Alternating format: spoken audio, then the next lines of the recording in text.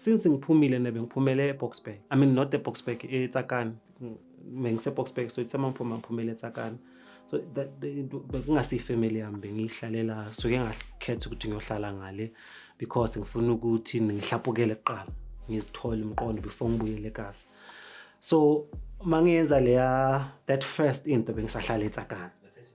That first interview. So ngiseTsakani, so ekhaya bese kwabantu I had that conversation lapho. About the whole thing that engikhulumile lapha bese bayazi. And then 2023 ngo-October, I came back eSoweto ke manje. I think video that conversation iphume, but bese iphumile. And then mangibuyele kasi, the first person oye wang approach kuqhamuka usisi wakhabo movie.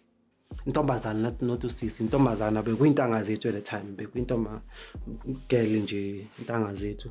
So wafika, I don't know ukuthi ubekayibonile or kanjani. So wafika, and then wafika wangitshela emfethazeni iqiniso ukuthi kudala ngifuna ukubona about the whole thing. Mina ekhaya ngeke ngabatshela ukuthi lento le I don't believe it because of first mina ngiyakwazi ukuthi wena nobantu abasomo, especially the key state witness, ukuthi benabangani. You understand? But ku case ecourt he said beningasabangani. Yena bekhamba nabangani bakho wena uqhamukile umuntu amazi. So khona lapho I knew ukuthi amanga la. And then wa mention enye into ukuthi ecourt they told bathe lo muntu ukwazi 25 times beni 5. Ukwazi 25 times and labantu laba bathi uwe uyi1. So it didn't make sense ukuthi wena uyi1 ungakwaza umuntu 25 times. And mina I know mina njengontombazana I knew ukuthi bekwabangani bakho labo. So mina mabakhuluma nge25 times ngathi itsida niyenze nonke, it can't be ukuthi uyenze uyi1. Yabona? So that was my first time. Like it made me ngicale rethink the whole thing nami. But nami I remember I accepted what they told me court to because 25 times. Because it never made sense. Like I didn't clearly understand. Like I just wanted it closure. I just wanted it closure for myself and then to move on. Then kweza uputi kamjita. Umjita lo uputi kaputo shonini.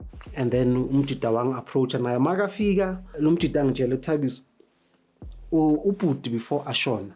This is what he told me. Uputi before ashona on bekaceda kuthola license yelikwa license. And then makaceda kuthola liquor license already bekune squealering wabala certain people that I know.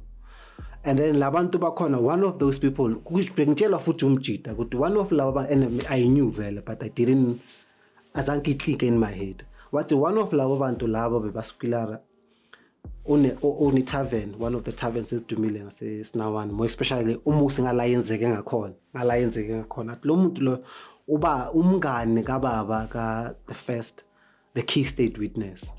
Wathi ubaba wale key state witness umngane walo muntu lena already ubhuti wami told me ukuthi banesquealering nalo muntu lo because of ufuna ukuvula itavern.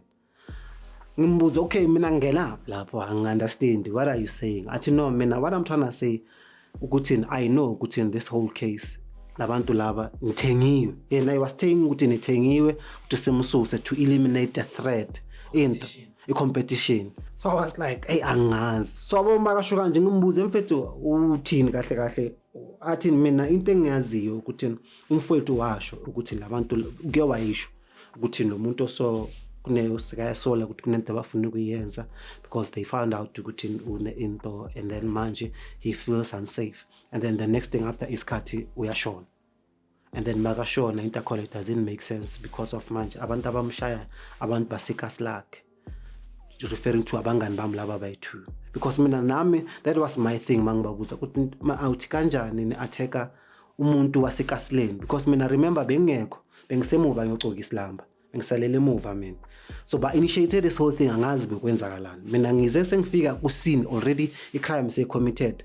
Sekaphansi lo muntu ngiyabuza kwenzakalani ubani lo muntu kula ngiqhubela khona lo muntu wamemeza bangibamba inkunzi.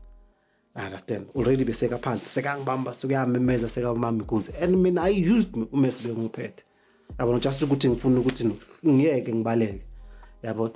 So mase ngizwa lezo itori I had to go back ukuthi ama-out first bayamazi out uhlala same street na la lo munye lo bekaphethe induku omunye lo gcina shona akamazi yena uhlala ephiri because huye ngibona kugijima ongathi uye bayisusa. So mina I thought in my head mangizama uku try to process the whole thing ngathi mina bengizitshela hayi umjida maybe akacabanga ukuthi umuntu nje umbamba inkunzi. Maybe ama-out mawafika kusini ba realize ukuthi okay ilo malume lo yabona but why ama-out angamkhuzanga. That was my thing. Bemele kube bamkhuzile umjida impintshi yethu ntwana ayimyeke uncle salaza but bavele baqhubeka until ukuze kufike mina uncle seliphansi and then amafoni sewaphansi nani sekathathelwa amafoni. So mina in my inqondo nami ukuthi why ama-out angamkhuzanga because that was my first question ngibabuza ma-out nibamba kanjani umuntu waseKasleni umuntu waseKaslani because lo muntu uthenga ugwayi next door bekaphuze next door yakithi and then bekunamafoni edladleni omunye umjida benginokumbambela amafoni benginokuthengisa lapha bekanokuthenga ugwayi lapho ukuthi why nibamba lo muntu inkunzi. So mina azange make sense but now ukwazile ukuthi umuntu uyamcafa. That's the thing.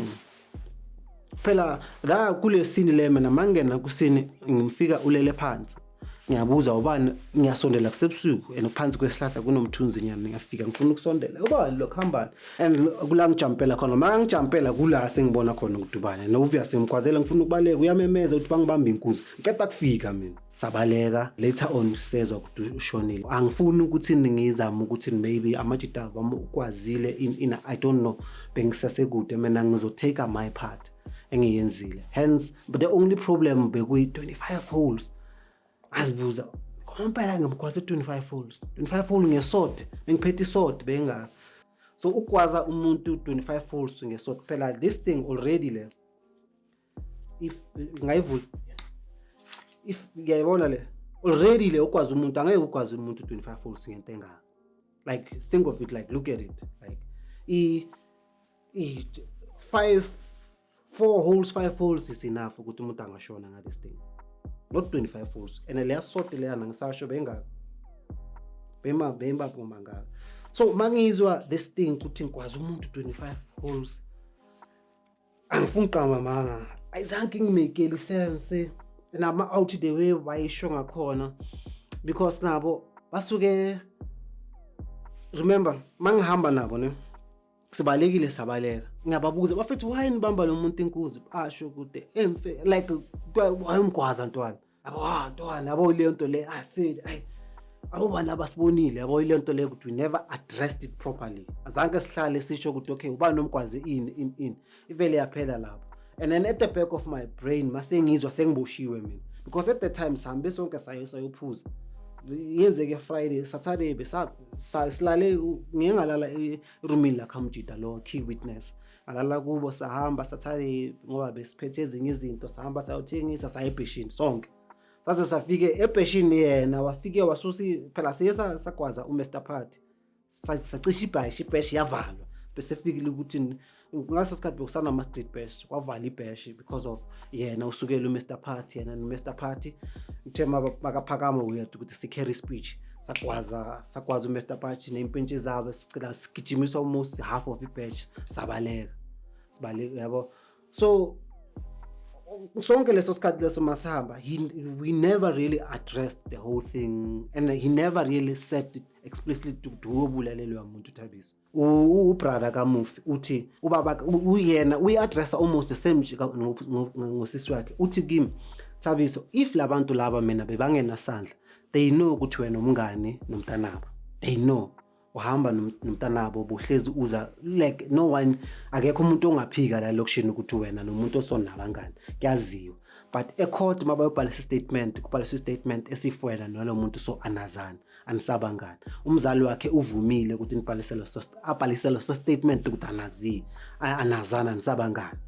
So umzali wakhe abhalisa leso statement being umzali ukuthi community part of the community uyazi kwenzekeni bemele kube lento uaddressing ngokweqiniso. So thina sifila ngathi you were made to take the fall Thabiso kusho umjida umjida namanje mangihlangana esinawane bese sibhema sonke bese ngibhema igada besibhema like literally bekafika ngibhayela inkawu zara sifike asho he believes ukuthi bangithengisile according to yena athi ntwana mina I know ukuthi bakuthengisile it can't be ukuthi ubaba kamjida ukuthi umngane nomuntu wethavene incosi yakhe esaziyo ukuthi umngane wakho ubaba lo usekena makayobhalisa statement ubabhalisa ukuthi anazani you are not friends ekubeni wena you maintain the court ukuthi even on that day benilele nonke beniserumini lonke so aboma kasho kanjalo I had to rethink nami because the whole thing never made sense angifuni uqamba ma azanke ngenzele sense because the way suyayenzeka ngakhona yenzeke fast and ngaleso mina leyo ayikuthi ngizenza ngcono bese ngasaganga leyo party le besibuya la sibuyenza izinto besibuya uzenza mina ngingene ngisalele emuva ngoba ngiyaqoka sihamba siya sothenga utshwala sophuza utshwala njengoba seyiqubuka bagijimisa lo muntu sebayenza mina sengifika umuntu sekaphansi sekale ngiyabuza khamba nobani lo ngifuna ukubheka ngiyasondela ngimoshe ukuthi ngisondele too close because kusedark sebusuku wangibamba wamemeza and ngingamgwaza and then ngabaleka so I couldn't recall ukuthi sebamgwazile nabari beseka phansi ukuthi bebamgwazile bona one thing I know ukuthi bebamshayile ngenduku mina into engishayile lapha na should have been honest bemele kube ilento le ukuthi icala livunywa ubulima like yabona like ukufela ubutsotsi obungabhadali if maybe ngeke ngafike ecourt ngafike ngakhuluma the story how it happened maybe they could have maybe biotest by investigate babone ukuthi okay but la inhloko ushayiwe nge-something because clearly leyo ngibonile le there has to be a wound enhloko ukuthi la ushayiwa akakwaziwa yabona kumele kube namanye amanceba that can prove this is a different the weapon esetshenzisiwe lana nani but because azanke ngisho ngathi mhlambe nami because of azanke ngibe namaqiniso basuke bagcila ekutheni okay everything pins ipoint akimi ukuthi okay him so they just assumed ukuthi okay umgwazile uyi-125 holes hence bagcina bayibiza a premeditated to shoot mina I had my own agenda maybe besilwela whatever besilwela I just wanted to kill him like khani manje after sengibuyela ekhasi sengikhuluma nalabantu I was like I don't think ngamgwaza 25 times it doesn't make not isikhathi engisimile lapha if maybe ngimgwaze amanceba amaningi not more than 5 times the way mina at least I recall things happened because mina lapha yana bengimgwazela ukuthi ngiyeke ngiyaphunyuka ngiyabaleka that's all I wanted to do because ungibambile uyamemeza so ke sengisekasi okay sharp I didn't know ukuthi umphakathi uzoreact kanjani bandale part of fear ukuthi okay phakathi what if some people will want to ukuthi mhlambe pay revenge nani and then that's when it comes to this mangisahlala etsakane ne I remember during COVID ngihamba nomngane wami Helexstar estradeni eskontireni besithu umngane wami uyaphila umduduzi uyosasikhumbula leso story ngakhahlela something estradeni mangikhahlela something ngayibamba mangithi umeso ongaka umeso ongaka ikhamba asize sithuke sonke ukuthi cabanga ubani uphatha umeso ongaka ngalesikhathi besibuya store no besiya e-store I remember besiya saya e-store ngisawubambile sabuya masifika endlini eJardini bengisahlala kubo and I said mfethu lahla la sayilahla sayibeka edustbin and then sengibuyile Soweto ke manje ngifike Soweto the first thing eyenzakala Soweto cabana nosisi wami because ngibuyela ekhaya eSoweto so la bengihlala khona before ngiboshwe so lapha yana ka akusika babami so lapha yana uma old lady wara umagogo wara ushade no bhuti kababami yabona lapha abantwana bakamagogo bathi babomncane kubabami yabona so we call each other brothers and sisters you know Zulu thing so ngiyabuyela mangibuyela lapho umshana wami omunye angiphi iroom ukuthi okay bese kahlala la so sekathola enye indawo elsewhere athi na yazi kunokuthi uzofuna ukurenta njengoba ngisengamtshela ngibuye lokushena athi no kunokuthi ufuna ukurenta kune room lapha eJardini mina ngivayile linezinto athi yazi hlala lapha eroomini usale uyihlalela lapho because usahlanganisa sabuye ejele akahlangani kahle futhi umuntu we have a registered business together, is into digital stuff, so we used to do lezi zinto lezi most of even nokushuta besinokushuta together. So athi ngoba usahlanganisa ufana nomuntu osihlanganisa hlala ejardini, yabona, hlala ejardini uhlanganise into zakho and then uzophuma sowuphuma. Okay, cool, khulume sister avuma. The thing is mangengena sister uxabana nabantwana bakubo, ubhuti wami omunye nosisi wami omunye yabaxosha kahle, into ayenza because umagogo sekashonile, into ayenzayo ufuna ukusala yena nengcuzi zakhe, yabona. Okay, sharp. Mina mangifika I knew ukuthi bayalwa because bangithi bengikude bengisasejele, bekumuntu huye umuntu bekangihambela from evenda eSun City, huye umuntu bekangihambela. We had a tight into a relationship, but things changed mangifika la into. That's where sengimuzo sekahleba makafika ukukhuluma kabi ngalabo abanye, but ngoba angikho ngaphandle mina I will take her story as angitshela sona. But manje masengiphumile sengiconversa nabanye abanye, that's where I picked up ukuthi no. So yabona masengifika lapha edladleni yena she wanted me to be on her side, yabona. So ngingantazini, so mina ngarebel. And then what happened lapha eTsakane, ngishiya eTsakane ngihlala eroomini nginento zeroom zisharp ziphelele.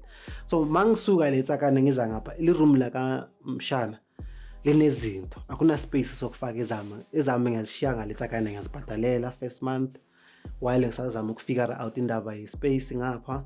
Ngicine eventually because imali ngakhumbula kunomunye umuntu engathola igigi wathatha isikhathi ukungibhadala, ngicine ngiziyeka ngale zadliwa umpete wami, yabo into zami zadliwa ngale. The only thing I had was most of my equipment, not all of it. Some equipment ngishiye kulelo room lelo, yabo.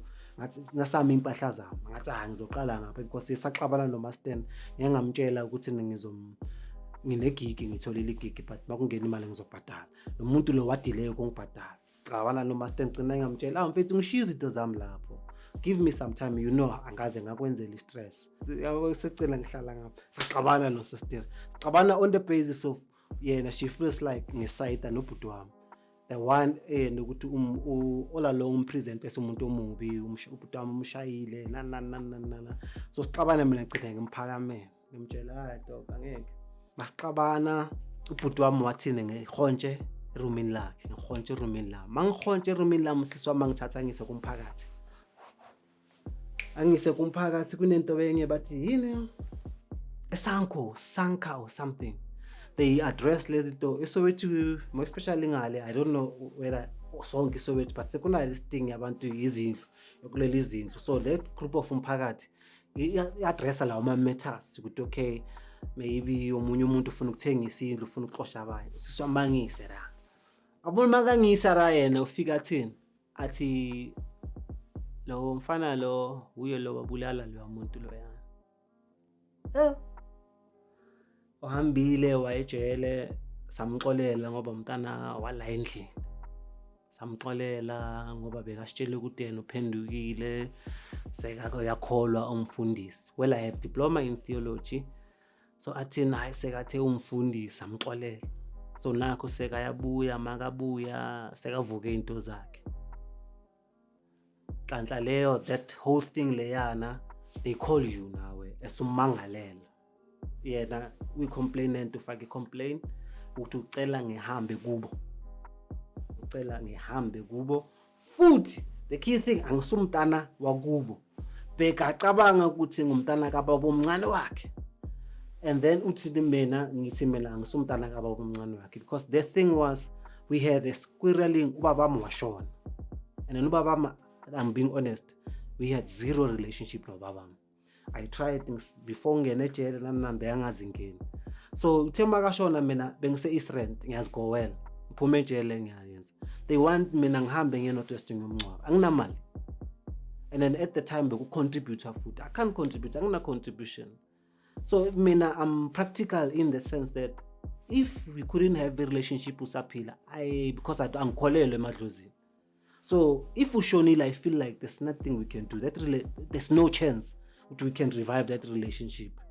Why before usaphila sikhulekile ukulungisa anything? Why mele ngisokolise so ushonile?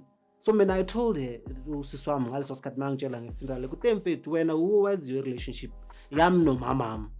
Ngathi kuye at some point nginokuthi bengikhuluma ngabazali bami boyithu ukuthi at some point nginokuthi nginokuquestiona ukuthi kwampela ngumntana kamba wabazali bami na, because there's no proof, because njengoba nguthabiso nahe is because of its amagama engawaphiwa from my adoptive family, and there's no proof record, like official record eshoyo ukuthi mina ngizalwa umamami, let alone ubabami umamami. There's no that record. I went to hospital la kuthiwa ngizalwe khona ngama dates wangipha wona, bangicheckela, there's no that record eshoyo. So mina ngathi wazi kanje, like what's the proof, because of ngibona the way they don't care ngakhona, like umamami uvele wangishiya la ngishiye khona waqhubeka azange ayenza umzamo, and azange even nangisetshela she never tried, nanoma ngiphumile akazami ukuthi maybe afone abuze emfethu khambani ubuye ejele akazami, same thing in the time. So ngathi kusisi wami nginokufila nginokuquestiona this whole parent thing ukuthi kamampela abazali bami la. So mase aya lakho back to going to le sankam lo mhlangano, makafika usebenzisa leso statement leso athi mina ngithe mina ngisu umntana kababami. So yena olalombe kacabanga ukuthi mina ngumntana kababa ubaba omncane wakhe, hence baye bangithatha ngahlala lapha endlini. So manje ngoba ngibuye ejele sengibuya mina ngisindisiwe ngithi mina ngisumntana kababa omncane wakhe, so kanjalo we no longer relate, so kanjalo I have no right ukuhlala lapha kubo. That was her case. Ngamdelela ntontoni bangibuze thema bangibuza mina because of the way icale ngakhona ovele wathi yilo muntu obulalelwe umuntu, futhi bekukhona a member of that committee, chairperson of that committee, irelative yalo baba loyana, ivele yathi ho kantulo lo bhuti washona. Chairperson wavele wathi hey yilo, wavele wasukuma wathi ngicela ukuba excused mina ngiyahamba akenzingeli. Vele ngasukuma ngabatshela hey guys vele bengihlala kubo girl, probably you guys know that, but iqiniso ukuthi if mhlambe nifuna the truth, the core of the matter, tryani ukubuza abanye abantwana abakubo ke nizo find out ukuthi ugirl into ayenza uxosha abantwana abakubo, everyone else except abantwana bakhe, yabona. So le ayikhuluma kusamaqiniso uzohleza yenza labanye abantu amademon. She has a way of presenting laba abanye into. So senzani sengiyabatshela ukuthi hayi mina ngizohamba vela. At that time remember ngishinto zami etsakane zompede la ezisele ngapha kusezami, sengiqala ka zero manje ufane ukuthi ngiphume ejele, anginampede angina nix. Futhi ngaleso sikhathi leso ayisengicabanga ukuthi hayi angisena phela ngisakhona ngine equipment. I remember I was getting clients because ngine Google business, it's verified, a verified Google business. So most clients bebangithola via bangifonele sense. So I'll get ama clients, but manje abafuna studio shoot, abona mabafuna studio shoot, I don't have a place for a studio, yabo. So meaning angina means of ukwenza imali, and manje kumele ngithole indawo, anginandawo, kufuneka irent kokuqala, kufuneka umpeda, angina phethe nje ingubonyana namajuvate. Okay sharp ngihonje nenye intwana, ahamba usisi wami cabanga afika atshelele oleli la lo uyapeta umagangane lo uthanda ukulwa, uzonifaka enkingeni. Atshelele oleli la uzokufaka enkingeni, uzonifaka enkingeni yogangisa labantwana, uthanda kabi ukulwa, uthanda ukuganga lo mfana. Oleli litshele lentwana ukuthi lo manje ufunani, wawuletha isiboshwa la, letha isiboshwa umbulali la. Yo lentwana ingitshele ukuthi intwana sister la kulifikile la bathi umbulali wena uzowenzani. Ngibone my sins are catching up with me. Hey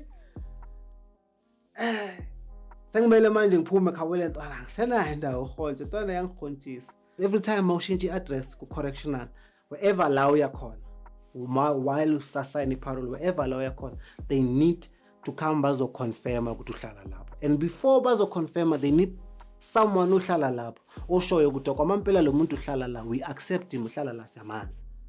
I understand. So usisi wami uye bengamfakela, he knows my huye bekangihambele ejele, so nginofake into uye mela azongisayinela. Wahamba waye correctional service, wathi wafike wathola ucaptain, watshela ucaptain ukuthi lo muntu loyana uyasihlupha la yaphayana, ufike wasihlupha ubhema insango, busy uhambe ebusuku nabangani, wenzana akashintshanga lo muntu loyana, ngicela mina ngimfuna makabuyele ejele. Nhlanhla leyo I had ama-prove where back and forth ama-conversations wethu efonini nosisi wami because sisaxabana ngefoni. What she did was uye wakhiya lele room leli bengihlala kulo lelana, uye wangixosha ngithi wangikhipha wakhiya. Ubhuti wami lo wathi ayikho lento lo uyahlala, wakhiya le room akusukwakhe la kubo nami ngithi la room lelana umuntu umnikazi weroom ukuphile iroom and lo uyakhipha and then vele into ayenza la ejardini uyahlala, wahamba wayophula umjida wavula umnyango. Lo maka hamba sekuhamba that as a case uthi mina yimi engiphule lo mnyango. So why police station inhlanhla leyo umshana wami yena lo ngiphele room yakhe uCoronel wasemroka uanti wakhe. So what we did futhi uyo wangithengela umbhede Coronel. What we did umshana wami ola lo bekatshela uanti wakhe ukuthi hayi lo muntu so auntie une understanding of lo muntu lo sisi wami ukuthi okay bayenzana. So ngitshela intwana mangitshela le ntwana yami le room untwana yami athi hamba emroka fast hamba uyotshela uauntie yabo ufika utshela uauntie and then mawutshela uauntie la just for in the criminal case part because manje they were safuna ukwenza ngakhona uyovula icriminal case phela. The criminal case when uyazi yokubhayizisa mabafika bayokugqokisa uyohlala ejele uyesota out ejele nenizoyenza. So kungcono hamba uye police station ufike uye address. Mangifika kwaMampela kufike ngichazela uCoronel which is uanti kaMshana anti athi uzile lo muntu bekafuna iID bekafuna ukuvula icase afuna ukwazi and then mina ngimzwile but because of already I know the background story I know ukuthi khambani. Ngithi no, it's not just the background story now my conversation ngimsendela maqeda usisi wami wayakhaba like she went bonke abantu aziyo ukuthi bayangazi and they want to help me uhamba wangikhuluma kabi kubo so that maybe ngisala ngengena support system starting with uCoronel Mlock ufike ngamzwisa ama voice note ngathi cela uzwe the conversations ama voice note utaqala kuphi aqale kanjani. This is what we are arguing about and then this is how we argued. Le ayikhuluma it's a fabrication, pure fabrication. Like she went for my neck. Ngathi ama voice note ezwe bathi na okay ngiyamazi vele. It's not like ngimangela. From lapho bonke labantu even nomama kwabo umngane wami lo bengihlala kubo eTsakani ngibasendela ama voice note. Ngimzwise umama umngane wami asho yo lento lo muntu they wafike wa present a story ngakhona simangele thina because of the time uhlala la asikwazi lo muntu lo like sesamangala sathi ay asazi abantu bayashintsha but because of lento sizwa clearly wavele basho doesn't make hamba uzophumelela just hlukana naye because seka dangerous. Same thing no Coronel wangitshela ukuthi doesn't seka dangerous lo muntu hlukana naye hamba and then wathini wangihlanganisela umbhede angibhayela umbhede Coronel umuntu ongasi relative yawo angithini wangibhayela umbhede wangibhayela igedlela. Sengithole indawo somewhere kwelinye ihlahla okay sharp ngithole igig mangithola igig the gig le bangibhadala deposit ile deposit engithatha ngithola elinye room esinawane ngifike lapho ngitshela uma olede ngimtshele ukuthi ngibuye ejele sananhlanhla le incosi yakhe naye besign ibuye ejele. Likely lo mama loyana ngomu angephumusa angisayinela. One time ngimile khona khabo lo mjida lo bengihlala kuyo aphe phela mele manje ngizama ukuziconsole at least mawubhemile ikada waphuma mina somehow zingincedile because they taped me and then after umjida angibizi umjida mangifika yazi uthini ngimuthi abantu abadala ngiboniswe angazi ukuthi kuhambene but ngiboniswe kunomuntu okufuna phansi okufuna ubhorile. So abona makathi kunomuntu ofuna ukungibulala ofuna ngife waze washo kunomuntu ofuna ufe mina my advice ukuthi hamba like us dog hamba like us uvaye like us kunomuntu okufuna ufile ofuna ukukunquma phansi and then uyazi ke abantu besintu hamba ugeze neimpahla uzilahle in Was this before Tolly room? Sengilitholile iroom lapho awumasho kanje makahamba.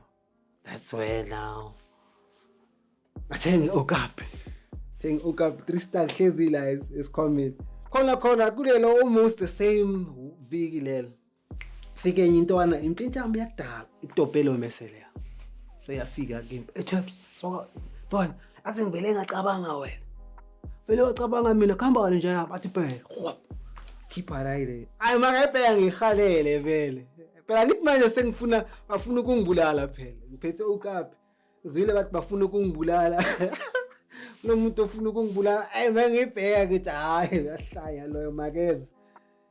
I think maybe ngayibhaya nge-30 rand sengiphathi ukapi sengiphathi ijangeni. I think most people don't into bangayazi ukuthi family yakucoca. If you have your support system, especially your people, your sense of belonging, yakwazi ukucoca. Because before wenza into banaleyo nto leyo, you think of other people. But the moment you feel like you are on your own, you are alone, lapho most of the time you don't care. You are the only person you have to answer to. Yeah, you've got nothing to lose. And very literally, I've got nothing to lose. At that time, the only person, every time I'm ngicala ukuyibona ngise-prison. First time ngizwa ukuthi nginenxusi bengise-prison. Inxusi yami yakhula yaze yaba nabo ma-12 ngise-prison. Libele kuba yiyo eza e-prison. Connected nenye ex yami. Le ex yami at least siringe benokungisendela ke intonyana. Ingisendele intonyana utope ngentombazana. Kufika umunye umntana lo ngiyamazi umntana maza asasomntwana. So ngiyambona lo mntana wande ngihlangana naye estradini. Ngiyambulise kunjani?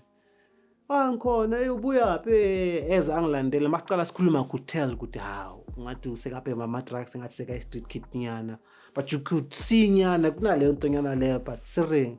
Masiringa long story short akekho akunala hlala khona.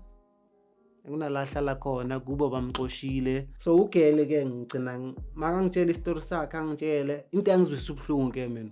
Asikhatha ngina next mfethu yo next. Makangitshela like uvele uconfessa ukuthi azimfana la ngihlala khona ne amajite engihlala nawo. Bengibhema ama drugs but angisafuni. And then manje labantu laba sebayangihlaba bangibhemisa ama drugs bangiphatha la ngihlala khona mase ngimele ngilibele ngilalwa and then angisayifuni leyo life ngezwe ingithatha yo like I kinda put myself in a situation ukuthi mina ngumjida if benguntomazana options esele yipi yabo at least mina ngumjida ngiyayenza so intomazana ekuthi ayinamuntu and then mangikhumbule ole lakhe liyelaboshwa for ama drugs eBrazil yabona so ukhule angenabazali lo mntana lo. Mangizwa leso story ngathi uhlala lapha angitshela uhlala lapha. Ngathi ufunani kahle kimathampa angazi wena ublomava. Kahle ngifuna ukuphuma lapha yana ngikhona. So ngavele ngahamba ngayomthatha. Asina ngine next. Nombhede nje kuphela le. Nengubo, negedlela neayini. Nginegedlela neayini ngayomthatha sahlala na.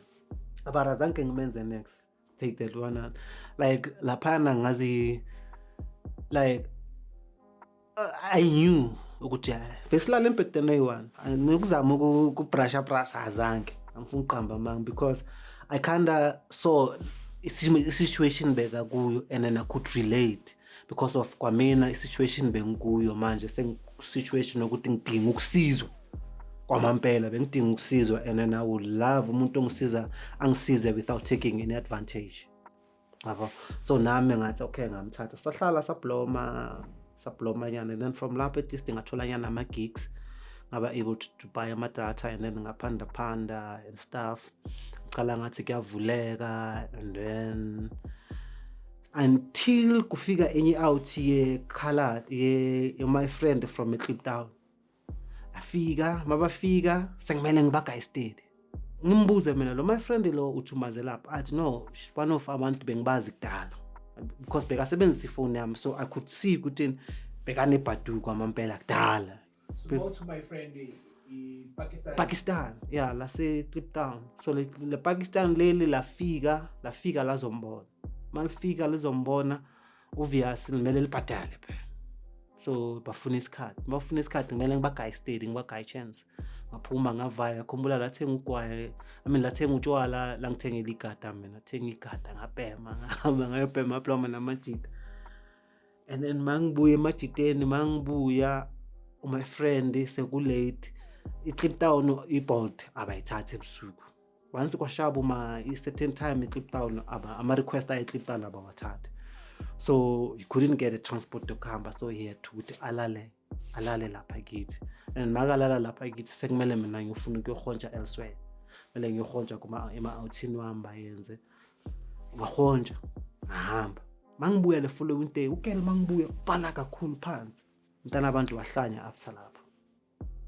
Uma impela wahlanya like ugcine sekahamba sekukuhlanya because uthe maqeda kuhamba lo my friend loyana like she just changed drastically. Vele washintsha khona lapha after le experience ngathi my friend umenzeni, ngimbuza mfethu nenzeni no my friend. You did give me reassurance with lo muntu because mina ngeke ngambuza ngathi ungiphile reassurance lo muntu uyamazi from Tuka mos bekumuntu wakho and so but kwenzeni after lapho akasazwakala umntana abantu. I had to call omunye afonela usisi wakhe wavele wangitshela hey lo muntu loyo ubhema ama drugs azikho ezakhe into ayijwayele leyo.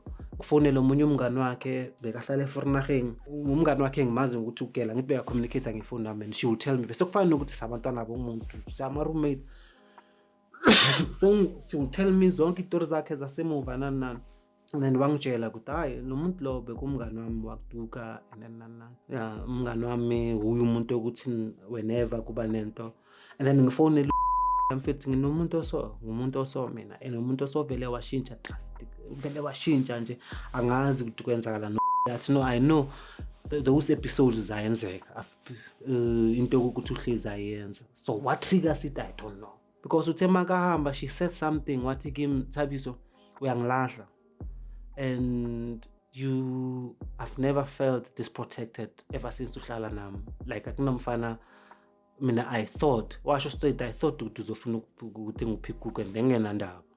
At least I kind of felt there was more understanding between me, so bengenandaba ukuphika kuko.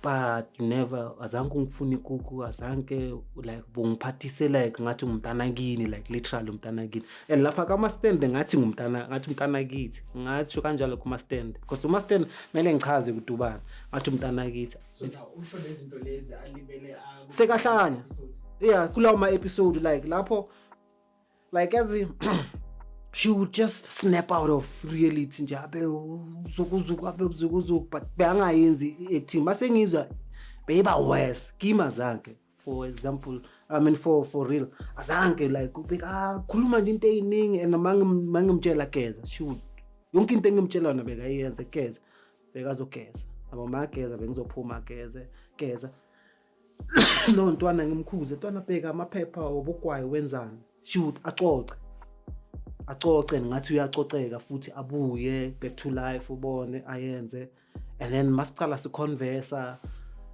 we will sikhulume kahle until maybe mase ngimbuza difficult question, especially what happened to my friend, because my thing was my friend lo maybe umenze something or umbhemisa ama drugs or something, because no my friend lo bese senza ideal mina my friend lo athi uzosipha ama drugs siwaphusha yabo.